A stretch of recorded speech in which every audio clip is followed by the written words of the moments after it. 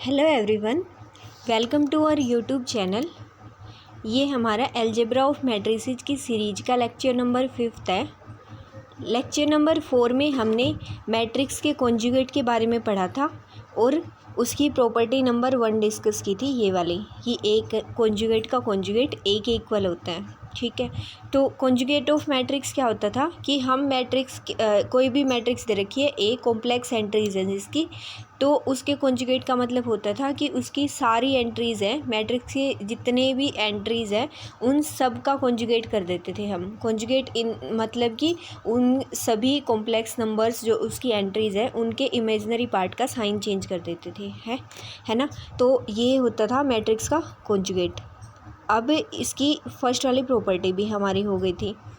अगर आपने वो कॉन्जुगेट की डेफिनेशन और ये वाली प्रॉपर्टी वाला लेक्चर नहीं देखा है तो आप एक बार पिछले वाला लेक्चर रिवाइज कर सकते हैं। उसके बाद हम ये आगे वाली प्रॉपर्टीज़ है ये डिस्कस करते हैं इस लेक्चर में।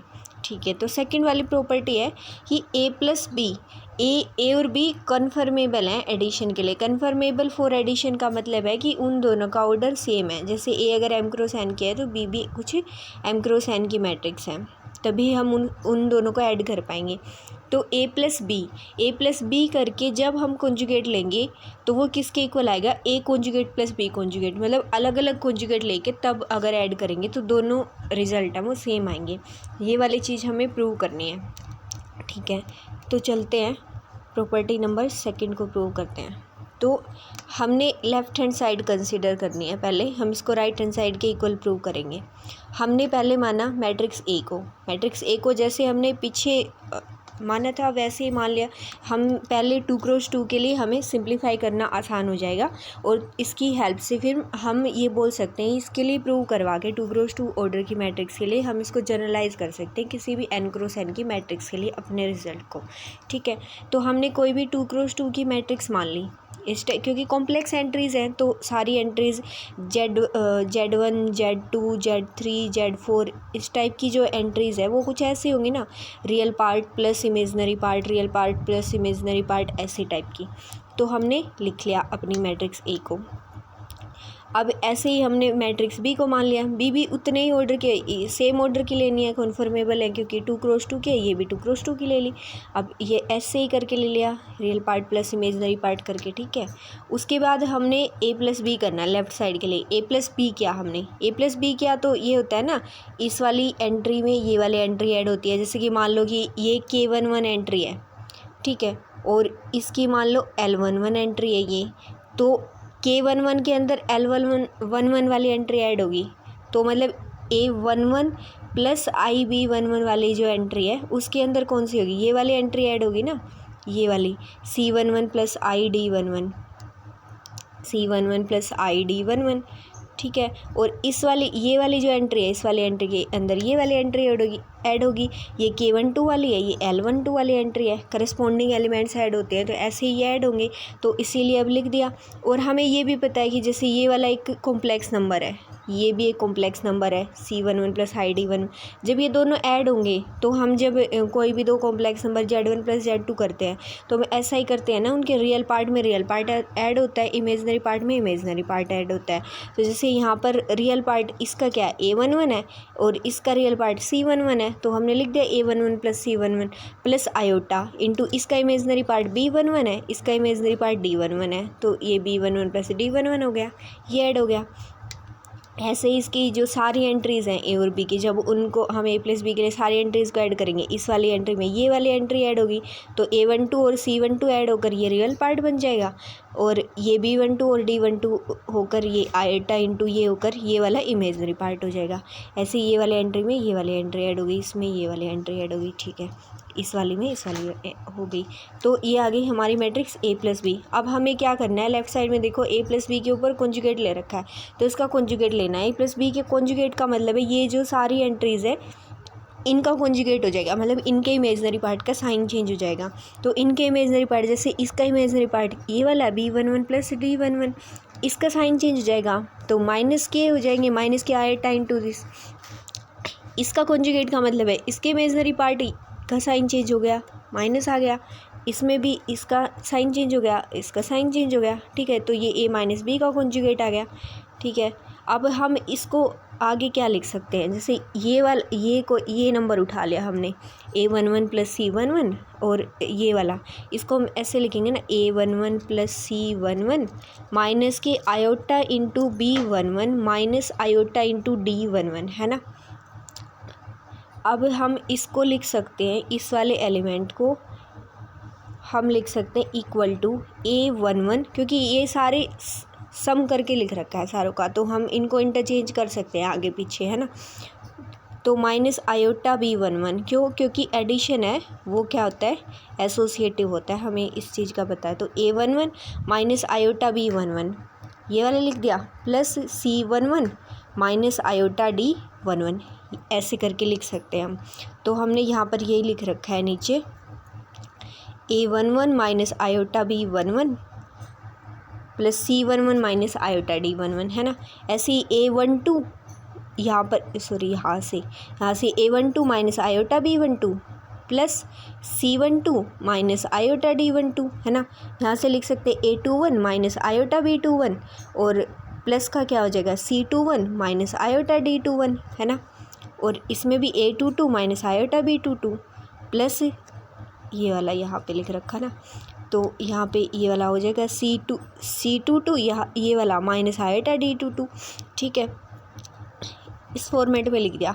अब यहाँ पर क्या हो रखा है, ये वाली मैट्रिक्स जो है, ये एंट्रीज़ है ना, हर एक एंट्री है ना A प्लस बी कॉन्जुगेट की, ये दो कॉम्प्लेक्स नंबर्स का सम है। ये कॉम्प्लेक्स नंबर है, ये कॉम्प्लेक्स नंबर है, इन दोनों का सम ये वाली एंट्री है।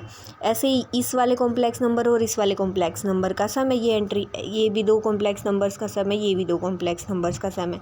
तो इसको हम ऐसे ओपन करके लिख सकते हैं ना कि ये फर्स्ट वाले जो कॉम्प्लेक्स नंबर थे हर एक एंट्री के अंदर, उनकी हम एक मैट्रिक्स अलग लिख सकते हैं, प्लस में जो सेकंड वाली टर्म थी हर एक कॉम्प्लेक्स एंट्री के अंदर, उनको हम इस वाली मैट्रिक्स के अंदर लिख सकते हैं, है ना। तो ये वाली एंट्रीज़ लेके तो ये वाली मैट्रिक्स बन गई, और जो ये वाली एंट्रीज़ लेके प्लस करके, क्योंकि बीच में प्लस का साइन था, ये वाली मैट्रिक्स बन गई, ठीक है। अब ध्यान से देखो, जो ये मैट्रिक्स बनी है, ये मैट्रिक्स जो बनी है, इनमें क्या है, इनमें यहाँ पर ये वाली बन गई। जैसे हमारी मैट्रिक्स ए क्या थी, ए मैट्रिक्स हमारी ये वाली थी, A11 plus IB11, A12 plus IB12, ये वाली। अब जो ये मैट्रिक्स यहाँ पर मिली, ये वाली देखो, ये वाली जो मिली है, यहाँ पर सिर्फ क्या है, माइनस साइन का डिफरेंस है। यहाँ पर जो साइन था यहाँ पर प्लस था, हर एक एंट्री के अंदर प्लस था, यहाँ पर माइनस, यहाँ पर प्लस था, यहाँ पर माइनस, यहाँ पर प्लस था, यहाँ पर माइनस है, इमेजनरी पार्ट के साइन के साथ। तो इसका मतलब तो ये वाली क्या हो गई, ए मैट्रिक्स का कॉन्जुगेट है। ऐसे ही जो ये वाली मैट्रिक्स है, इसमें देखो जैसे बी वाली मैट्रिक्स थी, इमेजनरी पार्ट का साइन चेंज हो रखा है, सिर्फ यहाँ पर जो साइन था उसका नेगेटिव हो रखा है। तो इसका मतलब ये वाली मैट्रिक्स क्या है, बी मैट्रिक्स का कॉन्जुगेट है। तो हमें क्या मिल गया, ये जो ए प्लस बी का कॉन्जुगेट हम लेकर चले थे, ये किसके इक्वल आ गया, A conjugate plus B conjugate, और यही तो हमें राइट हैंड साइड में प्रूव करना था। तो आ गया हमारे रिजल्ट कि ए प्लस बी का कॉन्जुगेट इक्वल होता है A conjugate plus B conjugate के, ठीक है। तो सेकेंड वाली प्रॉपर्टी वो प्रूव हो गई हमारी, ठीक है। उसके बाद है थर्ड प्रॉपर्टी क्या बोलती है कि के इंटू ए का कॉन्जुगेट इज इक्वल टू के कॉन्जुगेट इंटू ए कॉन्जुगेट, ठीक है। जहाँ पर के कोई भी आर्बिट्ररी कॉम्प्लेक्स नंबर है और ए कोई भी आर्बिट्ररी कॉम्प्लेक्स एंट्रीज़ वाली मैट्रिक्स है, किसी भी ऑर्डर की हो सकते हैं। तो इसीलिए हम इसको 2x2 के लिए करते हैं, और इसी को हम बोल सकते हैं कि सिमिलरली n क्रॉस n के लिए होगा।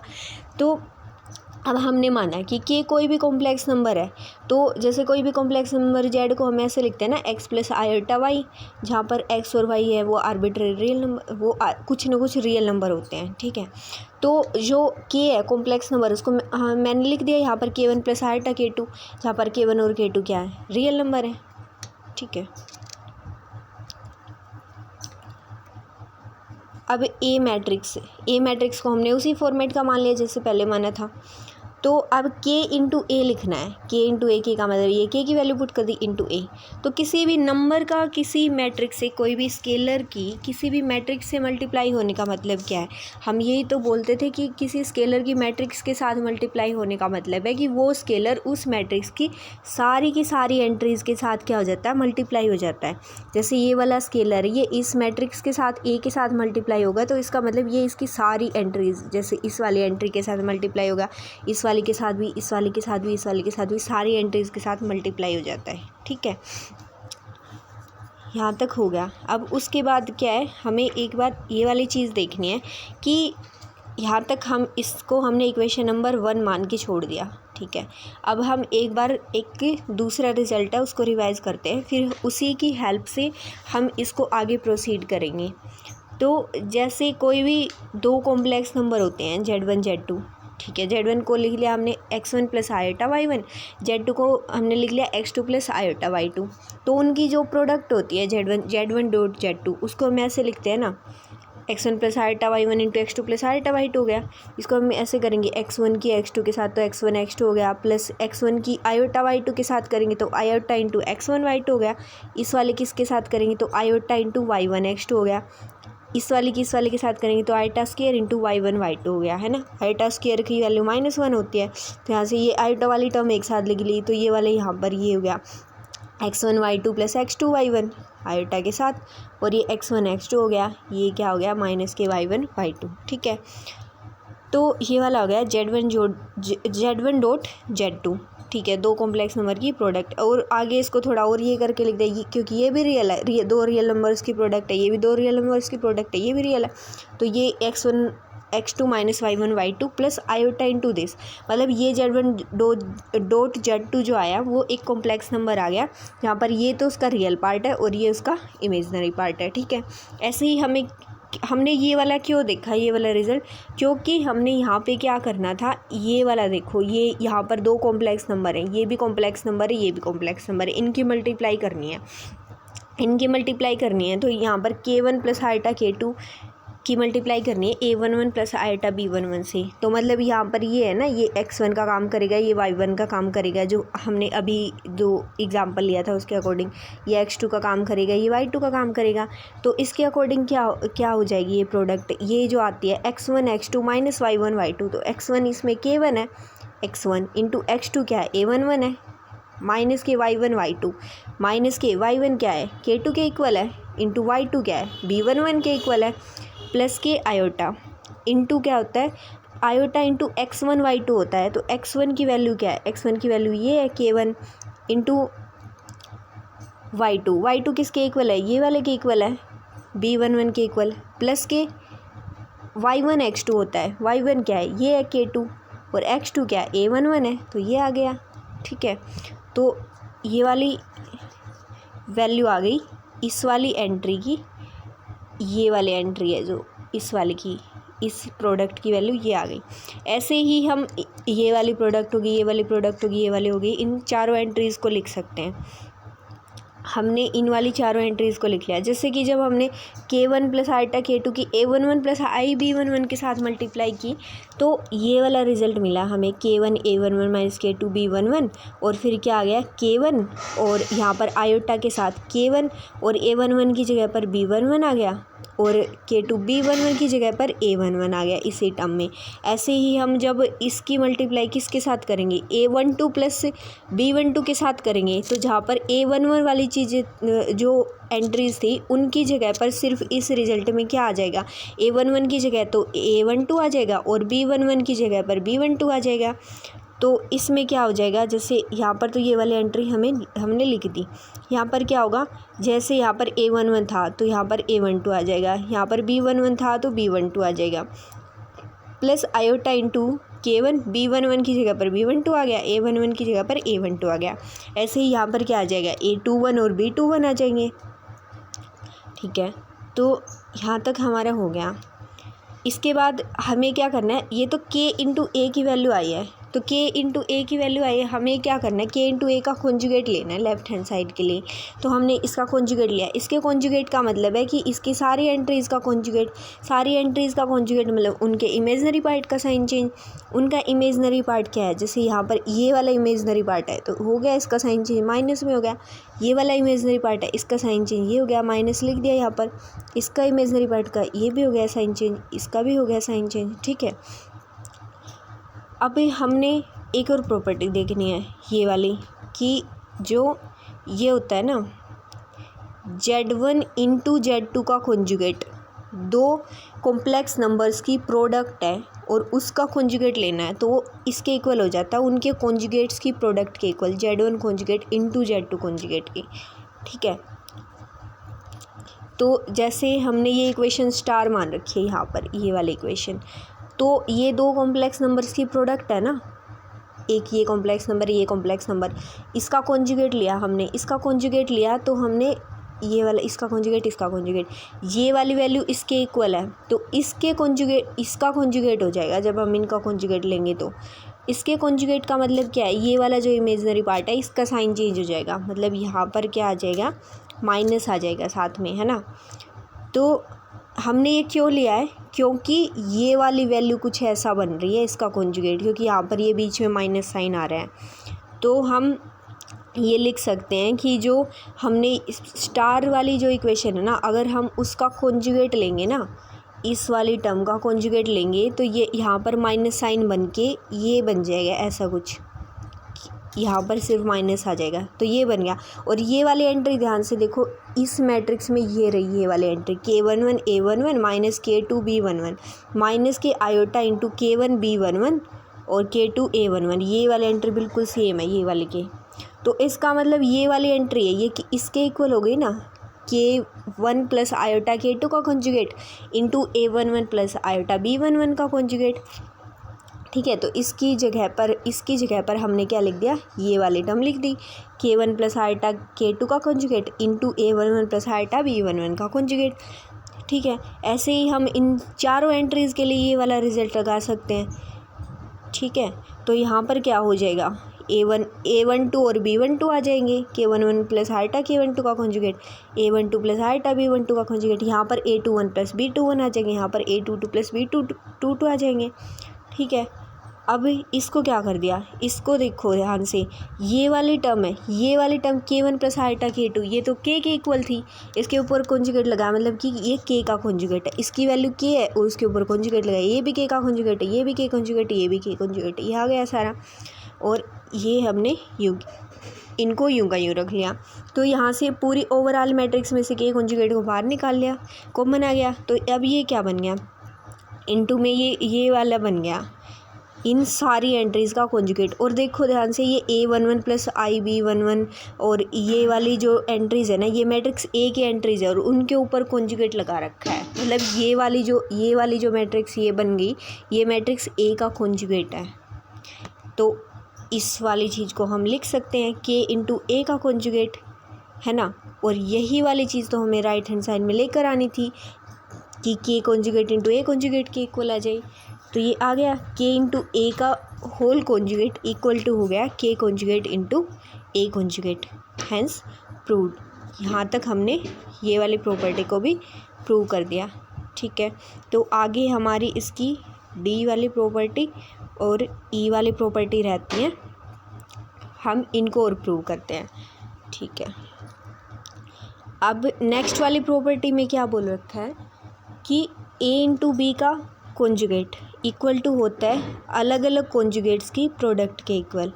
ठीक है, तो हमने जैसे पीछे मानी थी ऐसे मैट्रिक्स A मान लिया, मैट्रिक्स B को मान लिया।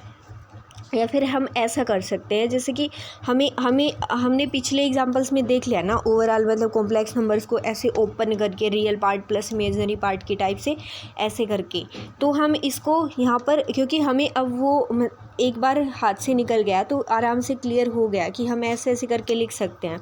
तो हम या तो ऐसे करके लिख लें इसको कि मतलब real part plus imaginary part की टाइप से पूरा ओपन करके लिख लें कॉम्प्लेक्स नंबर को, इनकी जो एंट्रीज हैं उनको।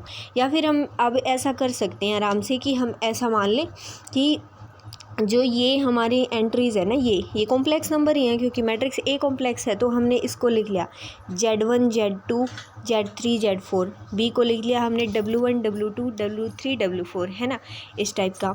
तो यहाँ पर Z1 Z2 Z3 Z4 हैं, ये क्या है, ये कॉम्प्लेक्स नंबर्स हैं। जैसे Z1 A11 plus iota B11 type का है, ये W1 है C11 plus iota D11 type का, इस टाइप से कुछ, ठीक है।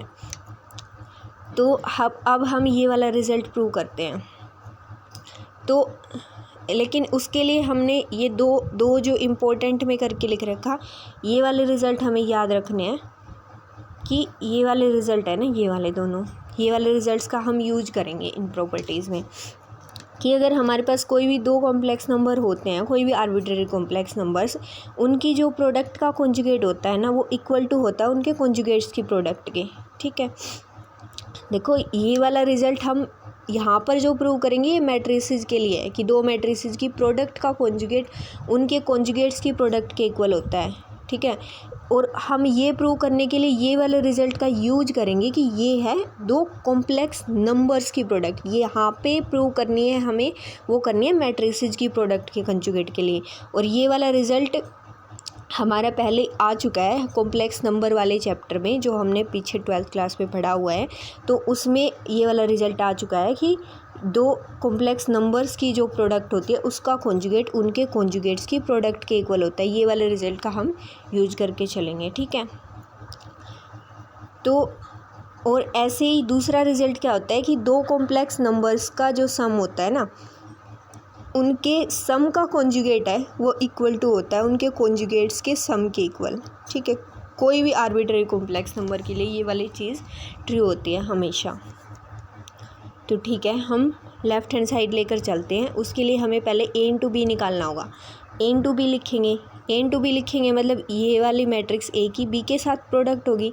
तो मतलब ऐसे फर्स्ट रो और फर्स्ट कॉलम की प्रोडक्ट होगी। यहाँ से क्या आएगा, Z1 into W1 plus Z2 into W3 आएगा। ये वाली एंट्री आ गई।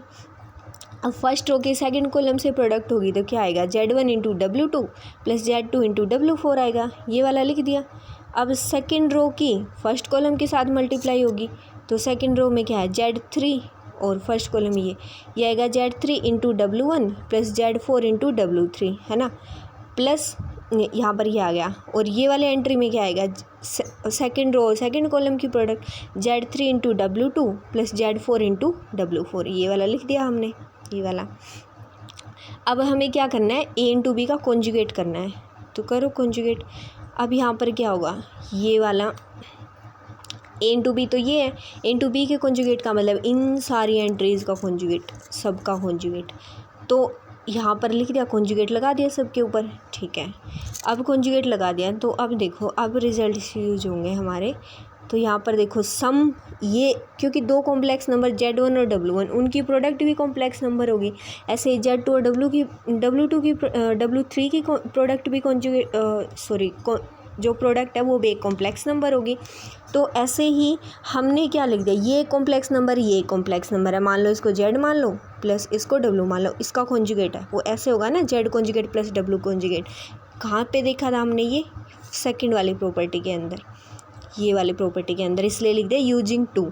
तो यूजिंग टू का मतलब ये अलग अलग हो जाएगा। तो Z क्या था हमारे, ये Z1 इंटू W1, Z और W क्या था, Z2 इंटू W3।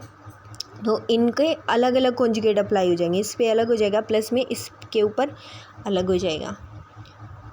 ऐसे इसमें भी सेकंड वाली प्रॉपर्टी यूज होगी कि अलग अलग ओपन हो जाता है सम के ऊपर, तो अलग अलग हो गया ना, इसके ऊपर अलग ओपन हो गया Z1 W2 के ऊपर, और Z2 W4 के ऊपर भी अलग अलग से ओपन हो गया। ऐसे इसके ऊपर Z3 W1 के ऊपर हो जाएगा, Z4 W3 के ऊपर हो गया, इन दोनों के ऊपर भी अलग अलग हो गया। इसलिए हमने प्रॉपर्टी सेकेंड का यूज़ किया है यहाँ पर इस वाले स्टेप में, है ना, ठीक है। इसके आगे क्या है, यहाँ तक तो हो गया भाई। इसके बाद है कि ये Z1 और W1 को देखो, दोनों कॉम्प्लेक्स नंबर हैं और उनकी प्रोडक्ट के ऊपर कॉन्जुगेट लगा है। प्रोडक्ट के ऊपर कॉन्जुगेट लगा है तो हमने क्या पढ़ा था, फर्स्ट वाली प्रॉपर्टी के अंदर क्या हो जाता है, दोनों का अलग अलग कॉन्जुगेट्स की प्रोडक्ट हो जाती है।